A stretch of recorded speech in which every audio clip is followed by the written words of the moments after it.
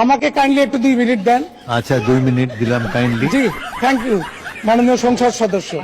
আমার মাননীয় speaker, sorry মাননীয় স্পিকার, আমাকে 2 মিনিট সময় দেওয়ার জন্য। স্পিকার এই 2টা মিনিট সময় দেন না। সময় নাই।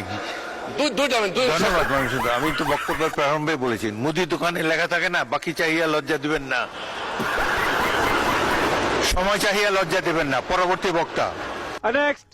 মাননীয় স্পিকার, গাড়ি চালাইতে লাইসেন্স লাগে, মোটরসাইকেল চালাইতে লাইসেন্স লাগে, দোকান চালাইতেও লাইসেন্স লাগে, এখন শুনি মদ খাইতে বলে লাইসেন্স লাগে। মাননীয় স্পিকার, এইটা কোন দেশের আইন আমি জানি না। মাননীয় স্পিকার, রাস্তাঘাটে যেখানে সেখানে মদের দাম বাড়াইছে, ওরা মাইন্ড করছে, এটার জন্য লাইসেন্স লাগে। এই ব্যবস্থা মানুষের করেন।